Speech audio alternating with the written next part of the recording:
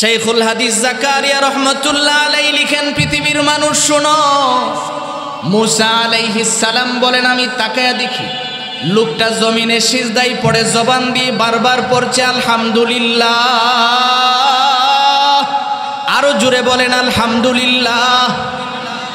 শাইখুল হাদিস জাকারিয়া রহমাতুল্লাহ আলাইহি লিখেন, পৃথিবীর মানুষ শোনো, মুসা আলাইহিস সালাম লোকটাকে জিজ্ঞেস করায়, মিয়া তুমি কি আমার কথা বুঝতে পারছো? লোকটা বলেন, হুজুর অবশ্যই আমি বুঝছি। কথা হলে তুমি কি শুনছো বলো? আমি শুনছি আপনি বলছেন আমার দ্বারা জাহান্নামের এক পাশের দেয়ালের ছিদ্র বন্ধ করা হবে।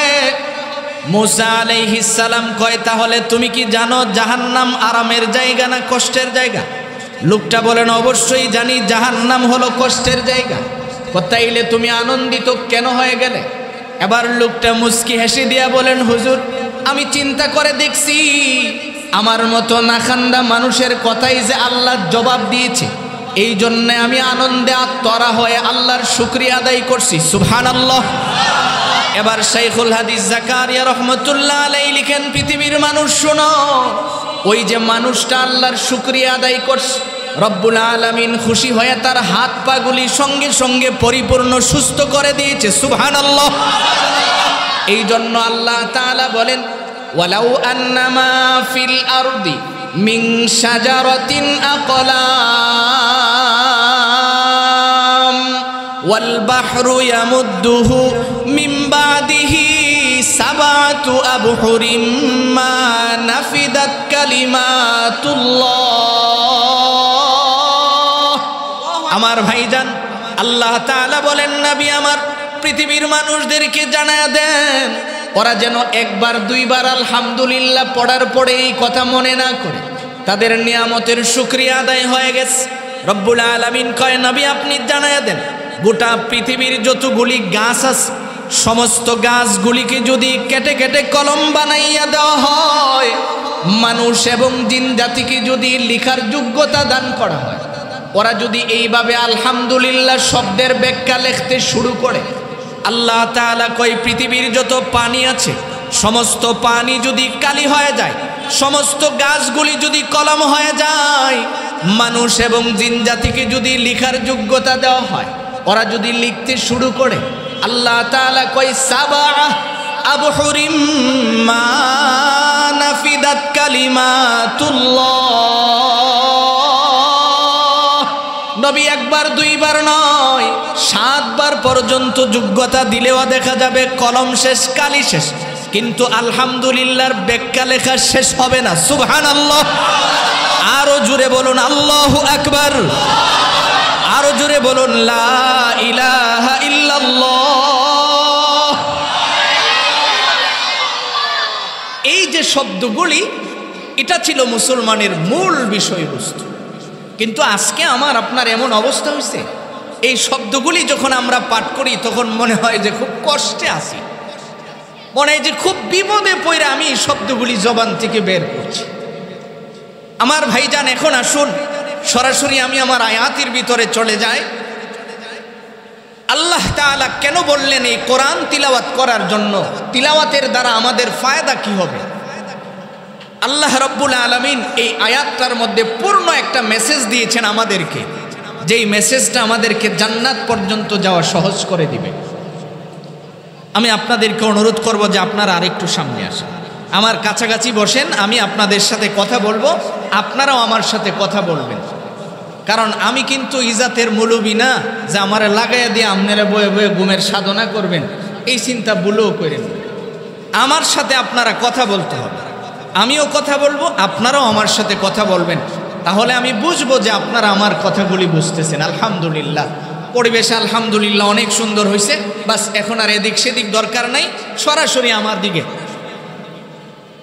মোহতারাম ভাই, আসুন আমরা শুরুতেই যাই। ছোট্ট একটা ইতিহাস যদি আমরা শুনে আসি তাহলে আয়াতের ব্যাখ্যাটা বোঝা আমাদের জন্য সহজ। মোহতারাম ভাই, যেই কথা বলতেছিলাম, এই পৃথিবীর জমিনে আমাদের আগে বসবাস করত জিন জাতি। বলেন তো, আমাদের আগে পৃথিবীর জমিনে কে বসবাস করত? জিন জাতি। ওরা যখন দুনিয়াতে আসার পরে ইবাদত ছেড়ে দিয়েছে, মারামারি কাটাকাটিতে লিপ্ত হয়ে গেছে।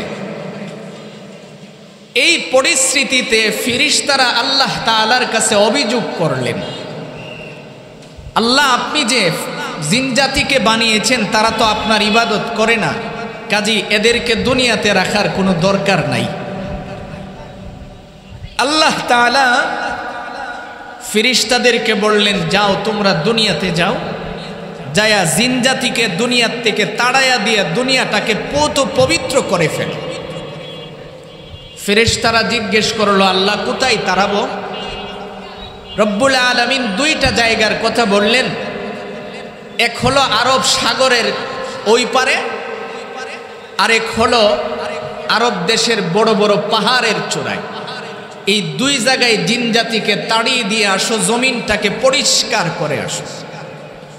ফেরেশতারা জমিনে আসলেন, আসার পরে দেখে যে একজন জিনের বংশধর সিজদা দিয়ে জমিনে পড়ে আছে। সুবহানাল্লাহ। ফেরেশতারা ব্যাক করলেন, ওখানে যায় বললেন, আল্লাহ সিদ্ধান্তে আমাদের কিছু ভুল হয়েছে, আমরা আপনাকে বলেছি তারা ইবাদত করে না, কিন্তু তাদের মধ্য থেকে একজনকে আমি সিজদারত অবস্থায় পেয়েছি, এখন আমরা কি করব আপনি বলেন। আল্লাহ তাআলা বললেন, সকলকে তাড়ায়া দিবা, আসার সময় যে সিজদা দিয়ে আছে ওরে তোমাদের সাথে করে জান্নাতে নিয়ে আসবা। সুবহানাল্লাহ।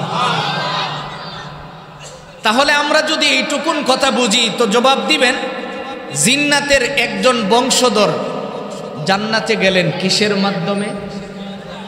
মাশাআল্লাহ, জোরে বলুন কিসের মাধ্যমে? সিজদার মাধ্যমে। তো সিজদাটা কোথায় দিয়েছে? জমিনে। রব্বুল আলামিনের কুদরতি পায়ে সিজদা দিয়েছেন। মোহতারাম ভাই, কিছুদিন যাওয়ার পরে এখন সে জান্নাতে থাকে, ফেরেশতাদের সাথে উঠা বসা করে, তার চাল চলন সমস্ত ফেরেশতাদের সাথে। এখন তো তার ভাবসাবই ভিন্ন, কারণ সে ফেরেশতাদের সাথে উঠা বসা করে, তার মর্যাদা আগের সে কমছে না বাড়ছে? আমাদের সমাজও দেখবেন কিছু মানুষ যদি সামাজিক কিছু দায়িত্ব পায় তাহলে ইলার অবস্থা খুব খারাপ। নির্বাচনের আগে একরকম, নির্বাচনের পরের বাপটা আরেক রকম। এটা স্বাভাবিক না, সবাই এরকম করে। হাকিমুল উম্মত মুজাদ্দিদুল মিল্লাত আল্লামা শাহ আশরাফ আলী থানভী রহমতুল্লাহি আলাইহি লিখেন, বাদশার চুল কাটে নাপিতে। আপনারা নাপিত চিনেন? চুল যখন কাটতেছে, হঠাৎ করে একদিন এক জায়গায় বসে চুল কাটতেছে, পিছন দিকে চুল কাটে আর বাদশাকে বলে, বাদশা আপনার সাথে একটা কথা কইতাম। কি কথা বলো? আচ্ছা, আপনার যেমন দুই হাত আমারও তো দুই হাত, আপনার যেমন দুই পা আমারও তো দুই পা, তা আপনি যেমন মানুষ আমিও মানুষ, তাইলে আপনি আমারে দিয়া চুল কাটান খেললিগা, আমি বয়ে থাকবো, আমনে না আমার চুলটি কাটবেন।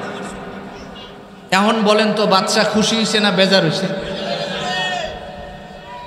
বাদশা রাগ করছে ঠিক, কিন্তু রাগটা বুঝতে দেয় নাই, কারণ জ্ঞানী মানুষ তো। আমরা মূর্খ মানুষ এনে হুট করে ঝগড়া লেগে যাই।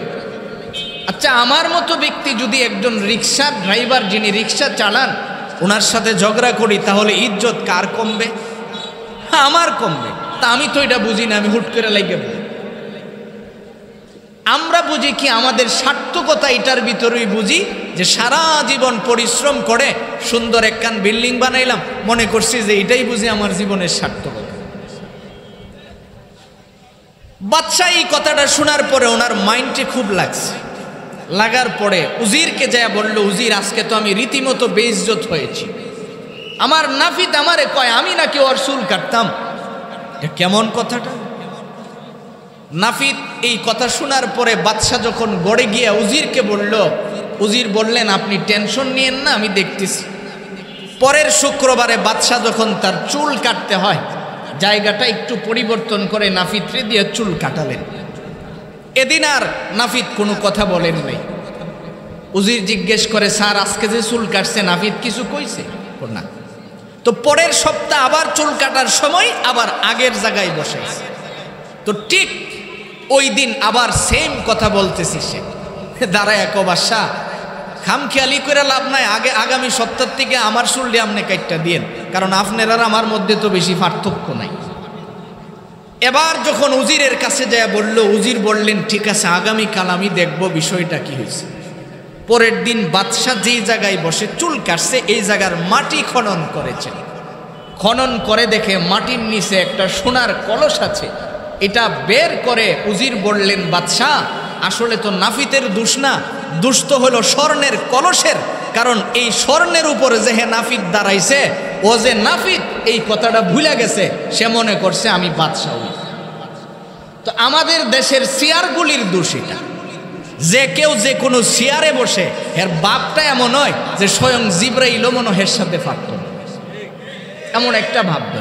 আর মিয়া এত বছর কিছু কইছেন না, এখন কিছু হাহু কইেন, কারণ আপনার আর সুযোগ হয়েছে তো। মোহতারাম ভাই, যেহেতু আমার এই বিষয়টা বলার কথা না, যেটা বলতেছিলাম ইবলিস। এবার রব্বুল আলামিন যখন আদমকে বানানোর সিদ্ধান্ত তাদের সামনে শোনালেন, ফেরেশতারা বললেন যে আল্লাহ কি দরকার, এক দল রে সবে মাত্র দুনিয়ার থেকে তারাই আইলাম, আর আরেক দল আবার আপনি বানাইতেন চাইতেছেন, দরকারটা কি? আমরাই তো আপনার ইবাদতের জন্য যথেষ্ট, আপনারা ভালো করে জানেন। রব্বুল আলামিন জবাব দিলেন, আমি যা জানি তোমরা তা জানো না। বানালেন আদমকে।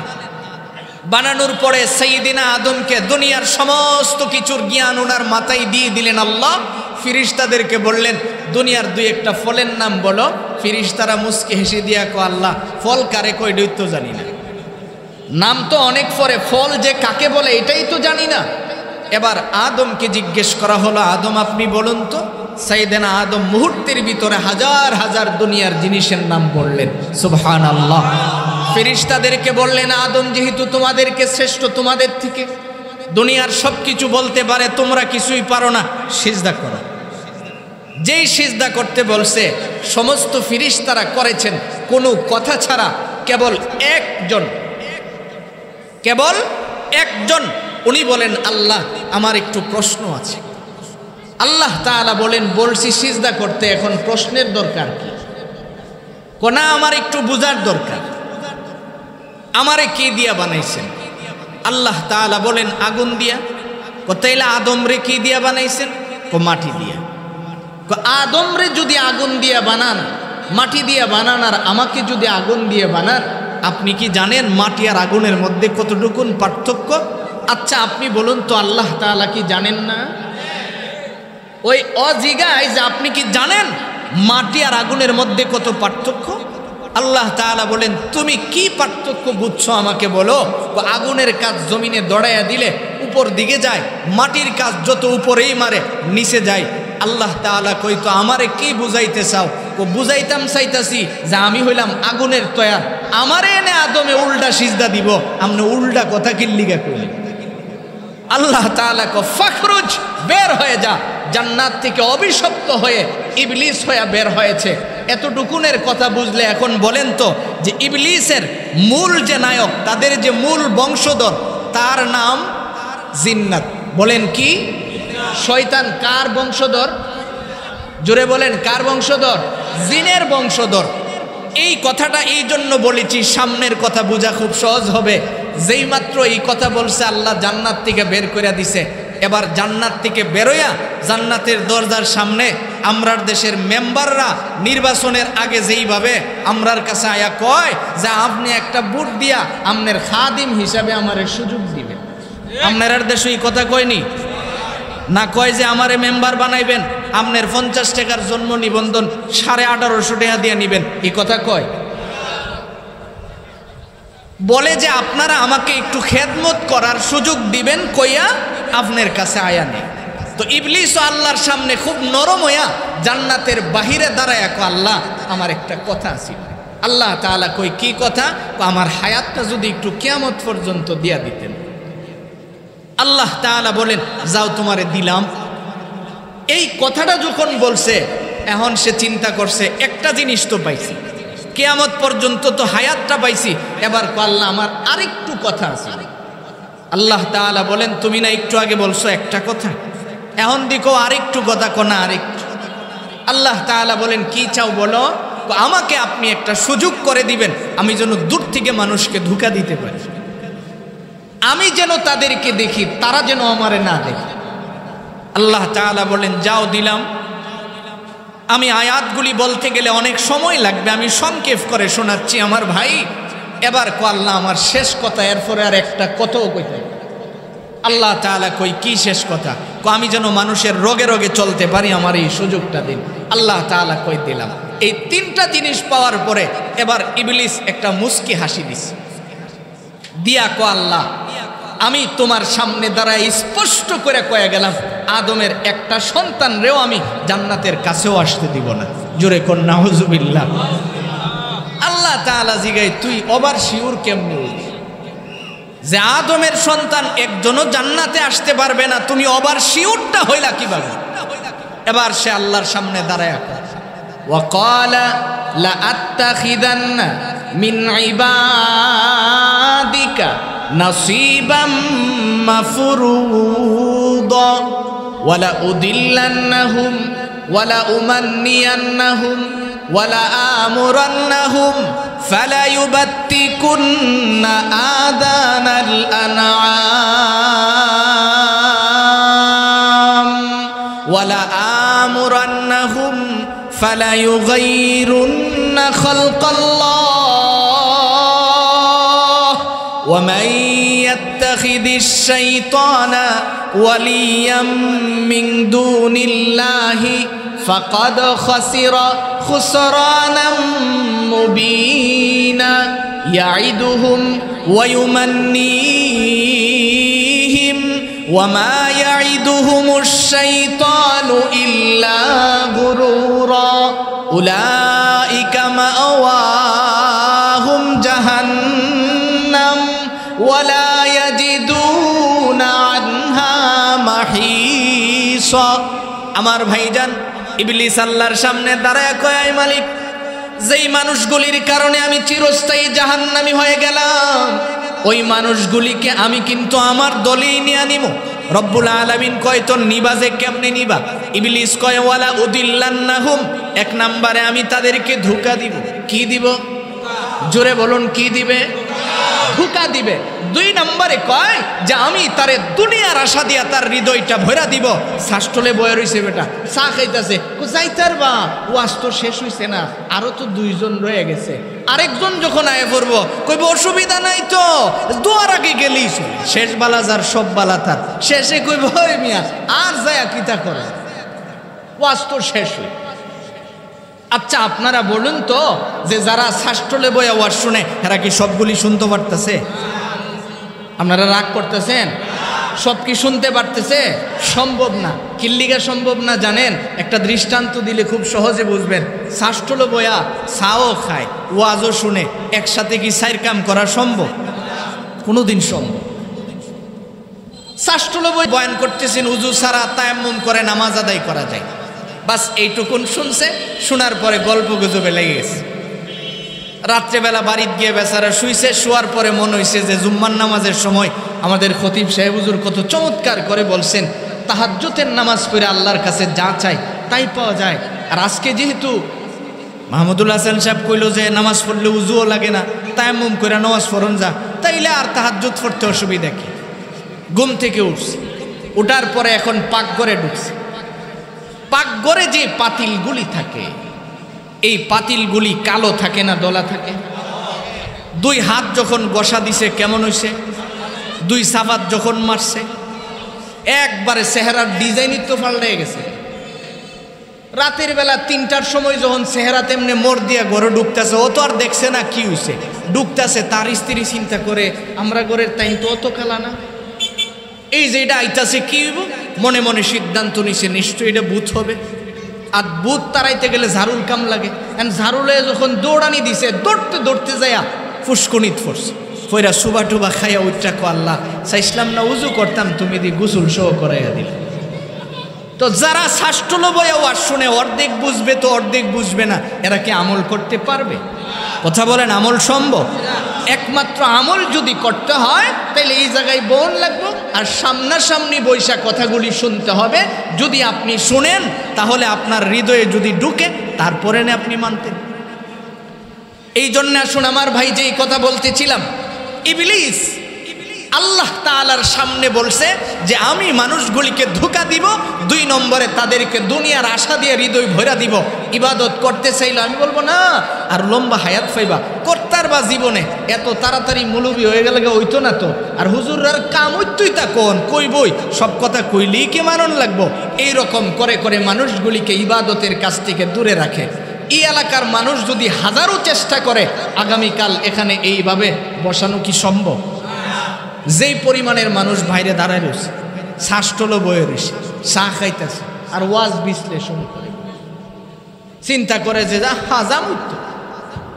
মোহতারাম ভাই, আসুন যেই কথা বলতেছিলাম, এবার আসুন আমি আমার মূল কথাটা বোঝানোর জন্য এটা আপনাদেরকে শুনিয়েছি যে ইবলিস আমাদের নবী আসার আগ পর্যন্ত, কোরআন নাজিল হওয়ার আগ পর্যন্ত এই জিন্নাতগুলি আসমান থেকে, আসমানের খবরগুলি সংগ্রহ করে জমিনে বড় বড় পাদ্রীদের কাছে তারা হিসাব বলতে। এক পর্যায়ে জিন জাতিরা, এই দুষ্ট জিন, তারা যখন দেখলো যে আসমানে আর যাওয়া যায় না সংবাদ আনার জন্য, গেলে আসমানে যখন উঠতে যায় তখন এক বর্ণনায় আসছে আল্লাহ তাআলা তাদেরকে তীর মারেন, পাথর নিক্ষেপ করেন। ইল্লামান খতফা, আল্লাহ তাআলা বলেন ফাকাল লাহু সাকিব, যে এক বর্ণনায় আসছে যে এরকম পাথর মারে, যে পাথর মারার কারণে এমন অবস্থা হয় ওদের উপরে যখন পড়ে তখন তারা আসমানের উপরে আর যেতে পারে না, তাদের যাওয়ার রাস্তাটা বন্ধ হয়ে যায়। আরেক বর্ণনায় আসছে তারা যখন যায় আসমানের কোনো সংবাদ যদি শুনেই ফেলে, শোনার কারণে এমন হয়, পাথর মারলে হয় তারা পাগল হয়ে যায়, অগ্নিকুণ্ড নিক্ষেপ করা হয়, হয় পাগল হয়ে যায়, না হয় মরে যায়, না হয় পুড়ে যায়, এমন হয়। আসমানের খবরগুলি জমিনে আর আনা তাদের দ্বারা সম্ভব হয় না। এখন দুষ্ট জিনেরা একসাথে বসছে, বৈশা তারা পরামর্শ করতেছে ব্যাপারটা কি, গোটা দুনিয়া খুঁজে খুঁজে আমাদের দেখতে হবে কোন জায়গায় কামটা কি হয়েছে, কোন জায়গায় কাজটা কি হয়েছে, যে আমাদের আসমানে ওঠাটা বন্ধ হয়েছে কেন, নতুন কি জিনিস আবিষ্কার হয়েছে। এই কথাটা যদি আপনারা বুঝেন আল্লাহ তাআলা কেন কোরআন তিলাওয়াতের কথা বলছেন, এটা আমাদের খুব সহজে বুঝে আসবে। এবার জিন্নাত কতকগুলি জিন শয়তানকে পাঠিয়েছে খুঁজে খুঁজে দেখার জন্য। গোটা দুনিয়া ঘুরে দেখে কোনো জায়গায় তো নতুন কিছু দেখা যায় না। একবার একটা জিন ঘুরতে ঘুরতে যায় দেখে কাবার সামনে হাজির হয়ে গেছে। ওখানে যায় দেখে আপনার আমার নবী গভীর রজনীতে কাবার চত্বরে মুলতাজাম বরাবর নামাজে দাঁড়ায়া তিলাওয়াত করতেছেন, সুবহানাল্লাহ। আচ্ছা, আপনি যদি খালি একটু অনুভব করেন আমাদের বিশ্বজয়ী হাফিজে কোরআনরা যখন কোরআন তিলাওয়াত করে তাদের তিলাওয়াত কত মধুর হয়, কত মজা লাগে আমরা যখন শুনি। আর যার উপরে আল্লাহ কোরআন নাজিল করেছেন সেই নবী সরকারে দু জাহা, উনি যখন তিলাওয়াত করেছেন কত মজার ব্যাপার ছিল। নবীজি নামাজে দাঁড়ায় কোরআন তিলাওয়াত করছে, তাহা মা আনজালনা আলাইকাল কুরআন লিতাশকা ইল্লা তাযকিরাতাল লিমান ইয়াখশা তানজিলাম মিম্মান খালাকাল আরদা ওয়াস সামাওয়াতিল উলা আর রহমানু আলাল আরশি ইস্তাওয়া লাহু মা ফিস সামাওয়াতি ওয়া মা ফিল আরদ ওয়া মা বাইনাহুমা ওয়া মা তাহতাস সারা। আমার ভাইজান, নবীজি যখন এইভাবে নামাজে দাঁড়ায় দাঁড়ায় কোরআন তিলাওয়াত করেন, জিন্নাতের মধ্য থেকে একজন আস্তে আস্তে তার কানের মধ্যে আওয়াজটা যখন ঢুকে যায়, ও আস্তে আস্তে করে জমিনের দিকে নামতে লাগলেন। কাবার চত্বরের সামনে দাঁড়ায় আপনার আমার নবীর জবান থেকে যখন তিলাওয়াত শুনছে, জিন্নাতের চোখ দিয়া জার জার করে পানি পড়তেছে, সুবহানাল্লাহ। জিন দাঁড়ায় দাঁড়ায় কাঁদে আর মনে মনে ভাবতেছে এটাই হলো আসল জিনিস, যার কারণে আমার আসমানে যাওয়া বন্ধ হয়ে গেছে। এত মজার তিলাওয়াত আমি জীবনে আর কোনোদিন শুনি নাই। নবীজি যতক্ষণ নামাজে দাঁড়ায়া দাঁড়ায়া কোরআন তিলাওয়াত করছেন, ও দাঁড়ায়া দাঁড়ায়া শুনছে। আপনার আমার নবী যখন নামাজের সালাম ফিরায় ফেলছেন, সুবহে সাদিক যখন হয়ে গেছেন, সবাই বিদায় হয়ে গেছে, জিন্নাতটাও বিদায় হয়ে চলে গেছে। সর্দারের কাছে যায় বলেন, বাদশাহ আমি তো নতুন জিনিসের সন্ধান পেয়ে গেলাম, আমি তো নতুন জিনিসটা পেয়ে গেছি। বাদশাহ জিজ্ঞেস করে, কি পাইছো? আমি কাবার চত্বরের নতুন একটা তিলাওয়াত শুনছি, যেই তিলাওয়াত জীবনে আমি আর কোনোদিন শুনি নাই। সুবহানাল্লাহ। জিনের বাদশা ওরে ডাইকা কই, তোমার কথা তো বিশ্বাস করা যাবে না, একজনের কথা বিশ্বাস করা যায় না, তুমি আরো 2-3 জন লোক লইয়া যাইবা, ওদেরকে নিয়ে যায় আগামী রাত্রে আবার শুনাও। পরের রাতের বেলায় তারা আসছে, আইসা কাবার চত্বরে আগের থেকেই দাঁড়ায়া রইছে। আপনার আমার নবী সরকারে দু জাহান বিশ্বনবী মুহাম্মাদুর রাসূলুল্লাহ সাল্লাল্লাহু আলাইহি ওয়াসাল্লাম যখন আবার তেলাওয়াত শুরু করলেন, একজন আরেকজনের দিকে তাকায় কয়, এত চমৎকার সংবাদটা তুমি আমাদেরকে দিয়েছ। আল্লাহ কোরআনে কয়, জিন্নাতের নামে আল্লাহ কোরআনের ভিতরে সূরা নাজিল করলেন, জিনদের নামে আল্লাহ তাআলা কোরআন নাজিল করেন, নবীজিকে জানায়া দিলেন, কুল উহিয়া ইলাইয়া আন্নাহু ইসতামাআ নাফারুম মিনাল জিন্নি ফাকালু ইন্না সামি'না কুরআনান আজাবা ইয়াহদি ইলার রুশদি ফামান্না বিহি ওয়ালান নুশরিকা বিরাব্বিনা আহাদা। আল্লাহ তাআলা কয়, হাবিব আমার, আপনি তো জানেন না, আপনি যখন নামাজে দাঁড়ায়া দাঁড়ায়া কোরআন শরীফ তিলাওয়াত করেন, ওই জিনের লোকেরা দাঁড়ায়া দাঁড়ায়া একজন আর একজনকে বাহাবা দেয় আর বলে, সাথীরা এত সুন্দর তিলাওয়াত তো জীবনে আর কোনোদিন শুনি নাই, এত মজার কথাগুলি তো জীবনে আর কোনোদিন শুনি নাই, আজকে যখন শুনছি এই তিলাওয়াত আর কোনোদিন ভুলবো না। সুবহানাল্লাহ। ওরা একজন আর একজনকে বলে, ইয়াহদি ইলার রুশদি, ইয়াহদি ইলার রুশদি ফাআমান্না বিহি। এই সাথীরা শুনো, এটা এমন একটা মজার কথা, এত মজার তিলাওয়াত, যেই তিলাওয়াত আমাদেরকে হিদায়াতের রাস্তা দেখায় দিয়েছে। সুবহানাল্লাহ। আমরা সবাই চলো এই নবীর উপরে ঈমান আনয়ন করি। ফাআমান্না বিহি, সবাই একসাথে কালিমা পড়ে মুসলমান হয়ে গেলেন। সুবহানাল্লাহ। মুসলমান হওয়ার পরে ওরা কয়, আর ওর কাছে যাবো না, নেতার কাছে আর যাবো না, আমরা এখন থেকে কাবার চতুর্দিকেই থাকবো। নবীজি যখন তিলাওয়াত করবে আর আমরা মন ভরে ভরে নবীজির তিলাওয়াত শুনবো। এবার জিনেরা কয়, ফাআমান্না বিহি ওয়ালান নুশরিকা বিরাব্বিনা আহাদা, আর কোনোদিন আমরা শিরিক করব না, ওই দিকে ফেরত যাব না। এই জন্য আল্লাহ তাআলা আমার তিলাওয়াতকৃত আয়াতের মধ্যে বলেন, উতলু মা উহিয়া ইলাইকা মিনাল কিতাব। নবী আপনি দুনিয়ার মানুষদেরকে বলেন, আমি আপনার কাছে যেই কিতাব নাজিল করেছি, আপনি এই কিতাব তাদেরকে তিলাওয়াত করতে বলুন। সুবহানাল্লাহ। এই জন্য আল্লাহ তাআলা বলেন, নবী আপনি দুনিয়ার মানুষদেরকে বলেন, আমি যেই কিতাব দিয়েছি তারা যেন এই কিতাব কি করে, তিলাওয়াত করে। যদি তিলাওয়াত করে তাহলে তাদের কি হবে? এই কিতাব যদি তারা তিলাওয়াত করে তাদের নগদে 3টা লাভ। বলেন কয়টা লাভ হবে? কোরআন শরীফ যদি কেউ তিলাওয়াত করে তাহলে তার নগদে লাভ কয়টা হয়? 3টা। 1 নাম্বার, প্রত্যেক অক্ষরের বিনিময়ে আল্লাহ রব্বুল আলামিন তার 10টা করে নেকি দান করেন। সুবহানাল্লাহ। 2 নম্বরে আল্লাহ তাআলা এই মানুষটার ঈমান বৃদ্ধি করে দেন। সুবহানাল্লাহ। 3 নাম্বার, আল্লাহ রব্বুল আলামিনের কাছে এই বান্দার দরজা বুলন্দ হতে থাকে। কারণ কোরআন তিলাওয়াত যখন কোনো মানুষ করে, এই কোরআন কার কালাম? কার কথা বলেন? আরো জোরে বলুন, কার কথা? আপনি কোরআন শরীফ তিলাওয়াত করলেন তো আপনি আপনার রবের সাথে কথা বললেন। এই কিতাবটা তো আপনার আল্লাহর।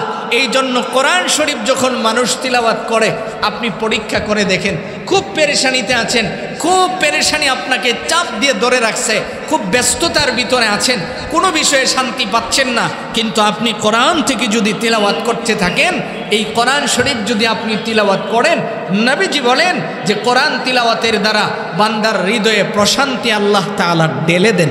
সুবহানাল্লাহ।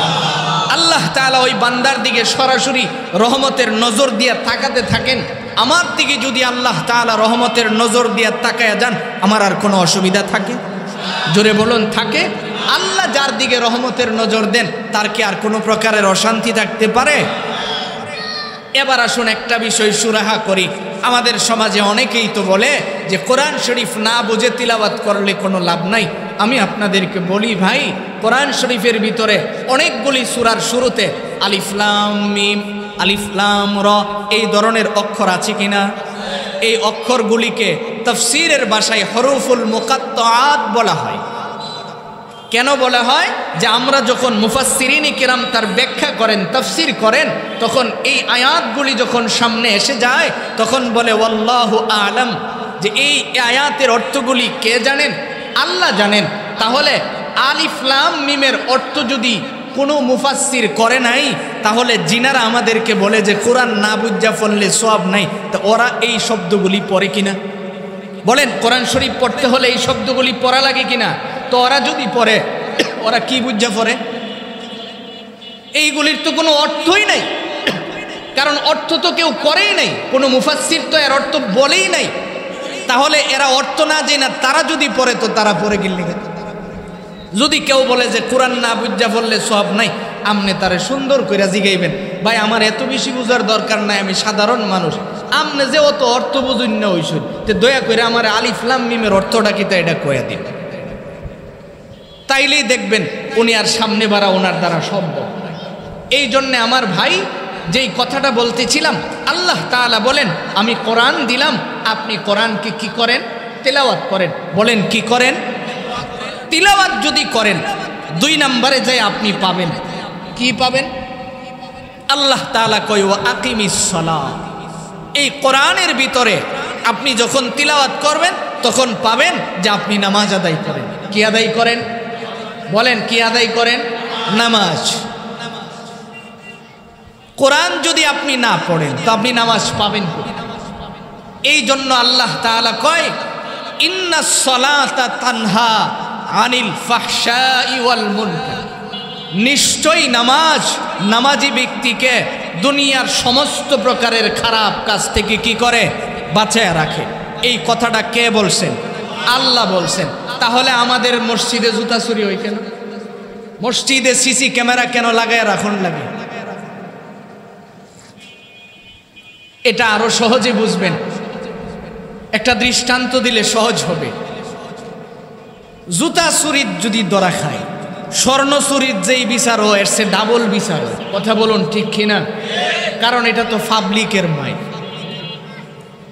আপনি একবার বাড়ির চুরি করছেন, 2-4-5 জনে মাইর দিল। মসজিদও কি 2-4-5 জন থাকে? অনেক লোক থাকে। তো আপনি স্বর্ণ চুরি করেও এত মাইর খাওয়ান লাগে না? মানে 2 টাকার জুতা চুরি করলে যেই ফিডা খাওয়ান লাগে। তো যেই লোক জুতা চুরি করে, তিনি জানে কিনা যে জুতা চুরি করলে ধরা পড়লে মাইর খাইতে হইব?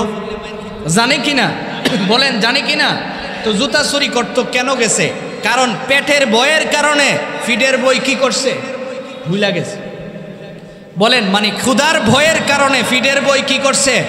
ভুলা গেছে। আল্লাহ তাআলা কই, যারা নামাজ আদায় করে, আমি আল্লাহ তাআলা তাদের ক্ষুধাও দূর করে দিই। সুবহানাল্লাহ।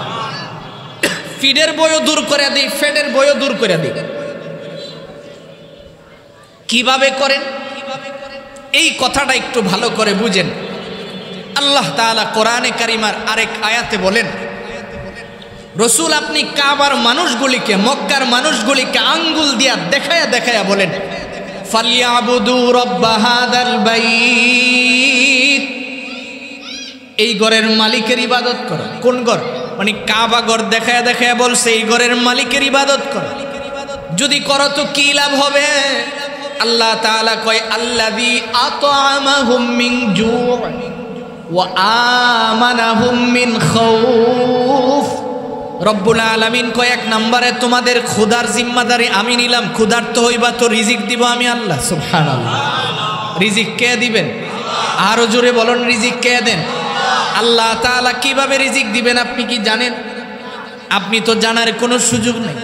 সাইয়েদনা মূসা আলাইহিস সালাম তুর পাহাড়ের সামনে দাঁড়ায়া বলে, আল্লাহ আপনি আমাদের রিজিকের ব্যবস্থা করেন, এটা আমি জানি। আপনি আমাদের রিজিক দেন, এটা আমি ভালো করেই জানি। কিন্তু রব, আমার মনটা তো চাইতেছে একটু দেখার জন্য আপনি কিভাবে আমাদের রিজিকের ব্যবস্থাগুলি করেন। আল্লাহ রব্বুল আলামিন কয়, মূসা তুমি দেখতে চাও? কয় হ্যাঁ রব্বুল আলামিন, আমি তো একটু দেখতে চাই। আল্লাহ তাআলা বলেন, মূসা যদি দেখতে চাও, এই পাহাড় থেকে নামার পরে তুমি নিচে দেখবা একটা পাথর আছে, পাথরটা তোমার লাঠি দিয়ে আঘাত করবা। মূসা আলাইহিস সালাম উপর থেকে আসলেন, নিচে আইসা দেখে পাথর একটা পড়ে আছে, হাতের লাঠি দ্বারা পাথরের উপরে আঘাত করলেন, পাথরটা ডিমের খোসার মতো ভেঙে গেছে। আবার দেখে ভিতরে আরেকটা পাথর বের হচ্ছে, ওনার আকর্ষণ আরো বেড়ে গেল। আবার আঘাত করলেন, আবার ডিমের খোসার মতো বের হয়ে গেল। আবার আঘাত করলেন, আবার বের হয়ে গেল। এইভাবে এক বর্ণনায় আসছে 3 বার, আরেক বর্ণনায় 7 বার। যতবারই আঘাত করে আর পাথরটা সুন্দর করে মাঝামাঝি ভেঙে যায়। এবার সে ভিতরে দেখে ছোট্ট একটা পোকা। পোকাটা একেবারে শরীরটা নরম, মুখটা একটু শক্ত, মুখের মধ্যে সাদা ছোট্ট একটা সবুজ ঘাসের টুকরা দেখা যায়। এমত অবস্থায় ঘাসের টুকরাটা দেখার পরে দেখতেছে ঘাসের টুকরাটা শিশির ভেজা। শিশির বুঝেন? কুয়াশায় ভেজা। মূসা আলাইহিস সালাম কয়, আল্লাহ এতক্ষণ দেখছিলাম না, মনে কোনো প্রশ্ন ছিল না, এখন দেখা তো প্রশ্নটা আরো বাইরে গেল। আয় মালিক, এই পাথরের ভিতরে এত সুন্দর ঘাস কোত্থেকে আসলো? এত সুন্দর ঘাস কোন জায়গা থেকে আসছে? পোকাটার মুখের মধ্যে এত নরম ঘাস, আবার শিশির ভেজা দেখা যায়। আল্লাহ তাআলা বলেন, মূসা আমারে না জিগাইয়া তোমার সামনে যে পোকাটা আছে এই পোকাটারই জিগাও না। সুবহানাল্লাহ। মূসা আলাইহিস সালাম কয়, পোকারে জিগাইতাম? কহ জিগাও। মূসা আলাইহিস সালাম কয়, এই পোকা তুমি এমন রিজিক পাইলা কোন জায়গা থেকে? পোকাটা এবার জবান খুইলা কই, সুবহানা মান ইয়ারানি। যেই মাত্র এই শব্দটা উচ্চারণ করছে, জবান খুইলা গেছে। পোকা ডাক দেয়া কয়, নবী মূসা, প্রশংসা তো ওই আল্লাহর যিনি আমারে সব অবস্থায় দেখেন, যিনি আমারে সার্বক্ষণিক রিজিকের ব্যবস্থা করেন। সুবহানাল্লাহ। মূসা আলাইহিস সালাম আরো আশ্চর্য হয়ে গেল, ব্যাপার কি? পোকা মানুষের মতো আমার সাথে কথা বলে। এবার পোকাটা কয়, হুজুর আপনি আশ্চর্য হয়েন না, এই পাথরের ভিতরে রব্বুল আলামিন দৈনিক আমারে 3 টাইম খাবারের ব্যবস্থা করেন। সুবহানাল্লাহ। কয় টাইম খাবারের ব্যবস্থা করেন? আমারে 3 টাইম আল্লাহ তাআলা খাবারের ব্যবস্থা করেন এবং 3 বেলায় এমন শিশির ভেজা ঘাস খাওয়ান।